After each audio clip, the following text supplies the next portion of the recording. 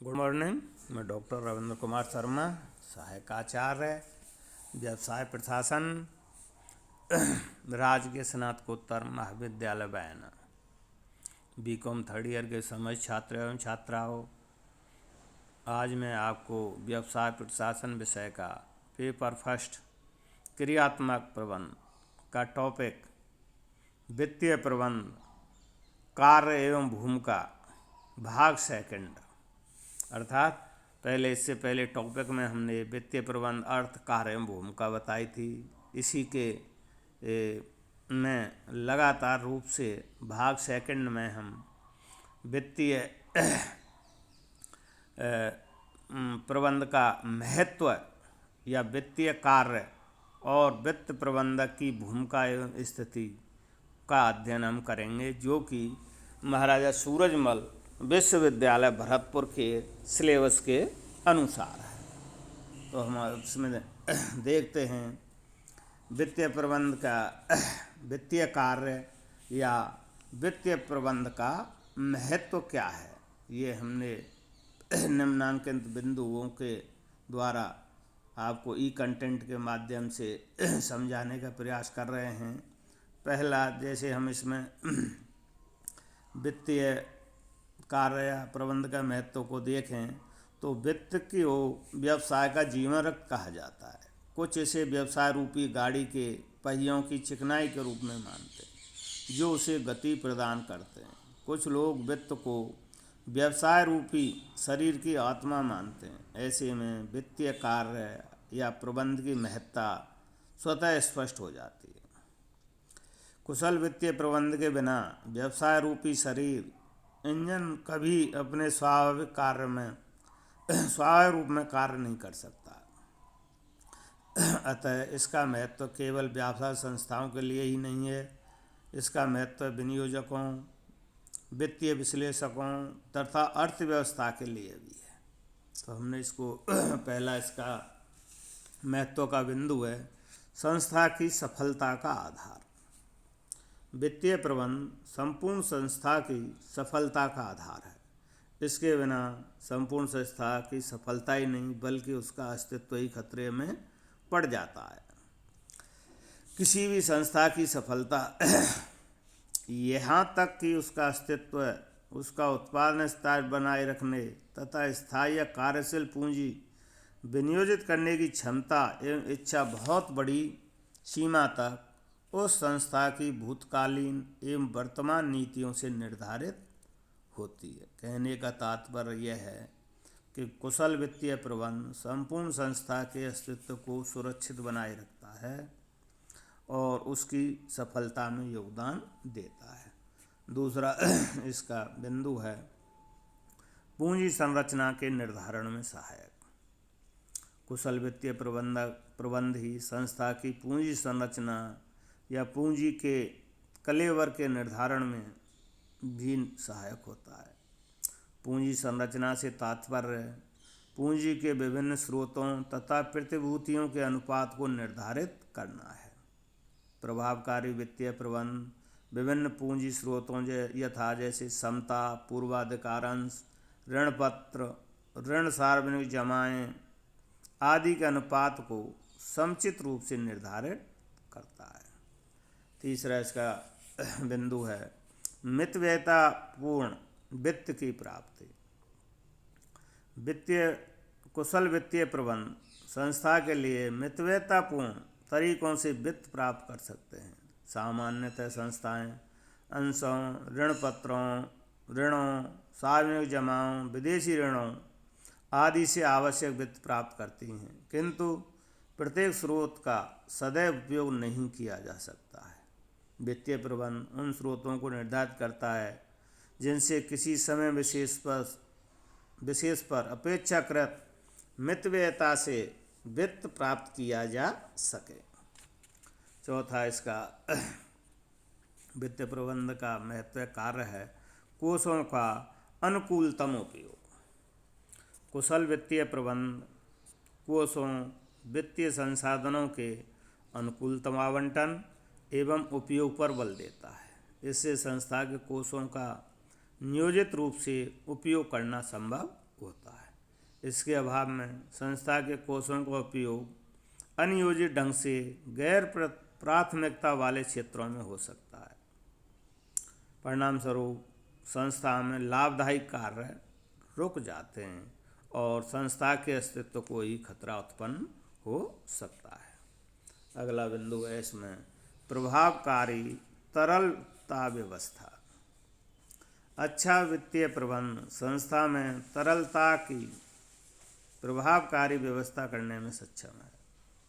ये सभी जानते हैं कि प्रत्येक संस्था को प्रतिदिन कुछ भुगतान करने पड़ते हैं। ये भुगतान दैनिक खर्चों के अतिरिक्त भी होते हैं, जैसे ऋणों या जमाओं का भुगतान करना, पूर्वाधिकार अंशों या ऋण पत्रों का शोधन करना इत्यादि। इन सब के लिए कोषों की आवश्यकता पड़ती है।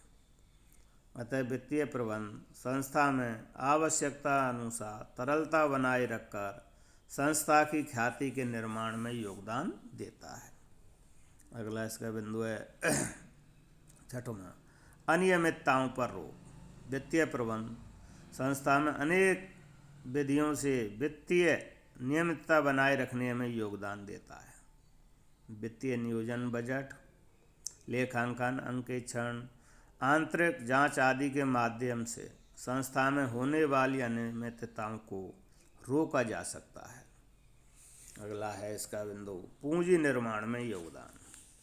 वित्तीय प्रबंधन संस्था में समुचित पूंजीकरण की नीति बनाकर पूंजीकरण में योगदान देता है। लाभांशों की घोषणा, लाभों के संचय, बोनस अंशों का निर्गमन आदि की समुचित योजना के द्वारा ही संस्था में पूंजी निर्माण को बढ़ाया जा सकता है। अगला है इसका संपत्तियों के प्रबंधन में योगदान। प्रभावकारी वित्तीय प्रबंधन के द्वारा संपत्तियों का सर्वोत्तम ढंग से प्रबंध किया जा सकता है। ये विद्यमान संपत्तियों का अधिक कुशलता के साथ उपयोग करने, अपव्यय को रोकने तथा उनकी संचालन लागत का नियंत्रण करने में महत्वपूर्ण रूप से योगदान करता है। और अगला बिंदु है इसका कार्य का लागत नियंत्रण करना। प्रभावकारी वित्तीय प्रबंधन संस्था के उत्पादों तथा विभिन्न कार्यों की लागतों का अध्ययन करता है, उनके प्रमाप निर्धारित करता है तथा उन्हें प्रमापों के भीतर बनाए रखने का प्रयास करता है। अगला बिंदु है इसका कार्य का मूल्य निर्धारण में योगदान। कुशल वित्तीय प्रबंधन वस्तुओं के मूल्य निर्धारण में महत्वपूर्ण रूप से योगदान करता है। यह ब्रेक इवन पॉइंट निर्धारित करके उच्च प्रबंधकों तथा विपणन विभाग को मूल्यों के न्यूनतम स्तर को स्पष्ट करता है। अगला इसका कार्य है महत्व है लाभों का पूर्वानुमान लगाने में योगदान। कुशल वित्तीय प्रबंधन के द्वारा संस्था के लाभों का सही आधार पर पूर्वानुमान लगाया जा सकता है। लागत विश्लेषण, मूल्य निर्धारण, फर्म के विक्रय अनुमान आदि के माध्यम से लाभों का पूर्वानुमान लगाया जा सकता है। इसी से संस्था के भावी विकास, विस्तार तथा आधुनिकीकरण की योजनाएं भी बनाना संभव होता है। अगला बिंदु है इसका कार्य का अन्य विभागों से समन्वय में सहायक। वित्त वह केंद्रीय कार्य है जिसका सभी विभागों से संबंध होता है। प्रत्येक विभाग की क्रियाएं इस कार्य से प्रत्यक्ष रूप से प्रभावित होती हैं। कुशल वित्तीय प्रबंधन सभी विभागों की वित्तीय आवश्यकताओं एवं सीमाओं को ध्यान में रखता है तथा उनकी लागतों का विश्लेषण करता है। अगला इसका बिंदु है प्रबंधकीय दायित्वों का निर्वाह। वित्तीय प्रबंधन के सिद्धांतों के ज्ञान के बिना आधुनिक प्रबंधक अपने दायित्वों का भली प्रकार निर्वाह नहीं कर सकता है। कंपनी संगठनों में विभिन्न समूहों जैसे अंशधारी, ऋणपत्रधारी, ऋणदाता, निक्षेपधारी, ग्राहक, कर्मचारी, सरकार इत्यादि का निहित होता है। प्रबंधक उन सभी वर्गों के हितों का प्रन्यासी की स्थिति में होता है। अतः उन सभी के हितों की रक्षा का दायित्व प्रबंधक पर ही होता है। अगला बिंदु है इसमें विनियोग निर्णयों में सहायक।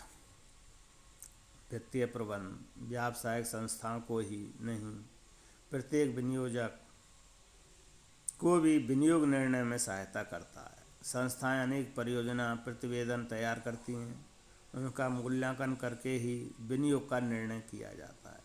इसी तरह कई निवेशकों को अपने धन का अंशों, ऋण पत्रों आदि में विनियोग करना होता है। उन सबको भी प्रतिभूतियों का मूल्यांकन करना होता है।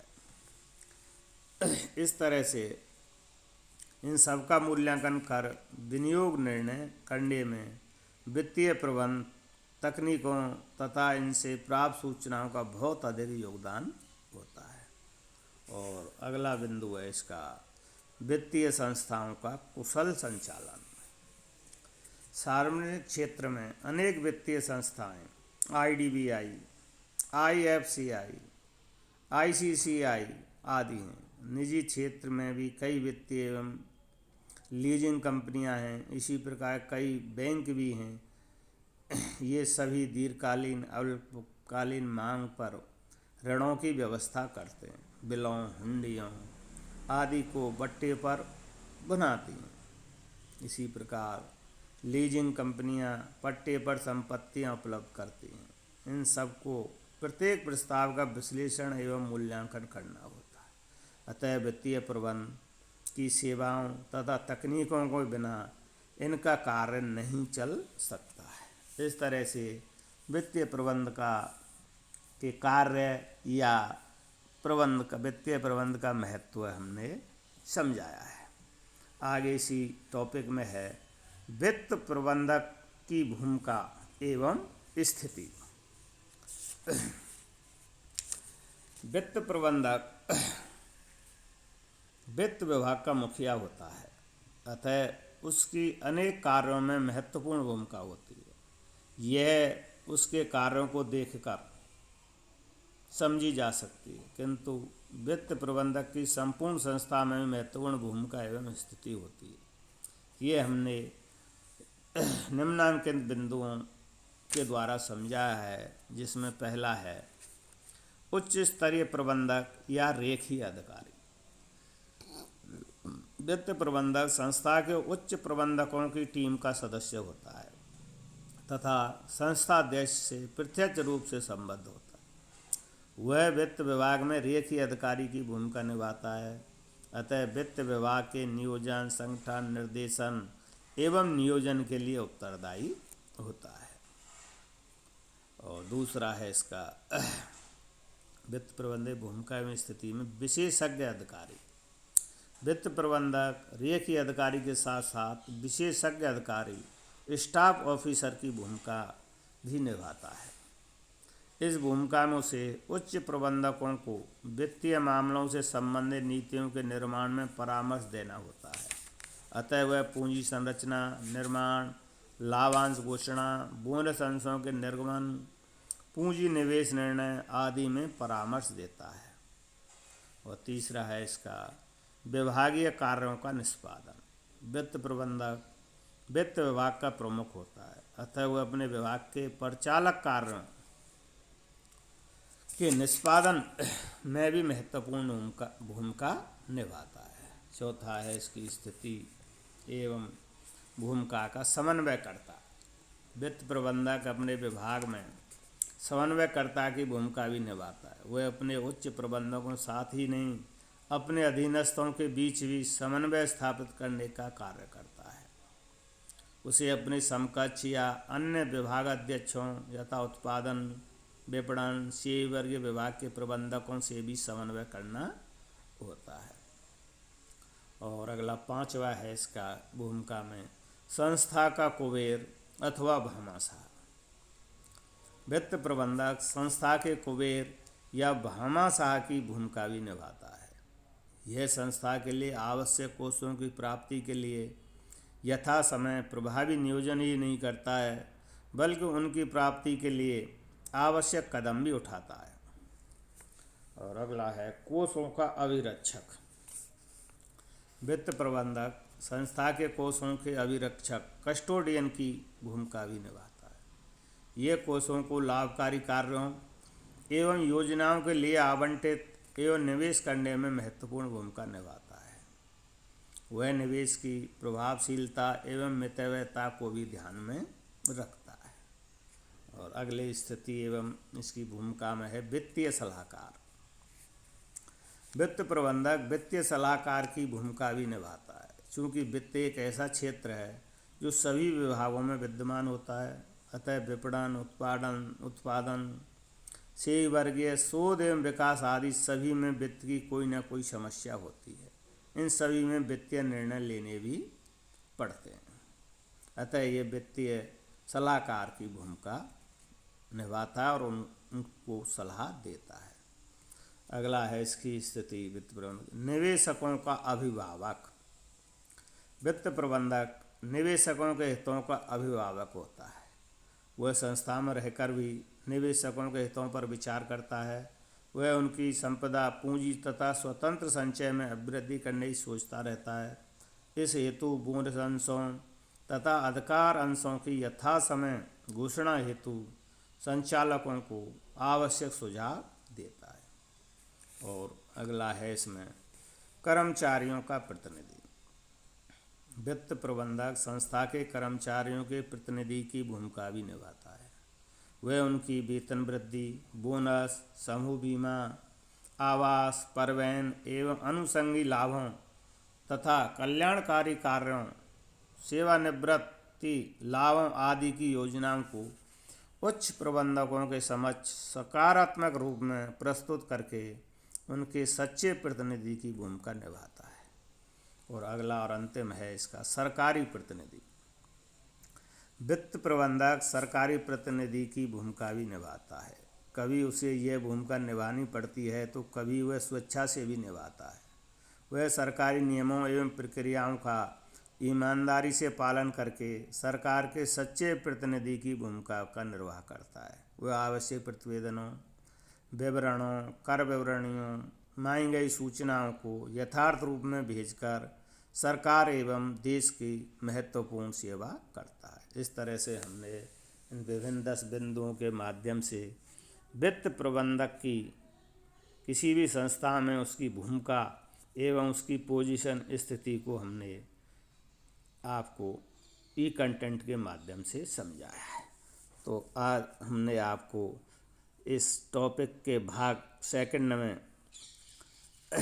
वित्तीय प्रबंधक के कार्य अथवा वित्तीय प्रबंधक का महत्व का अध्ययन किया और इसी टॉपिक में वित्त प्रबंधक की भूमिका एवं स्थिति का हमने अध्ययन किया है। आज के लिए इतना ही। धन्यवाद।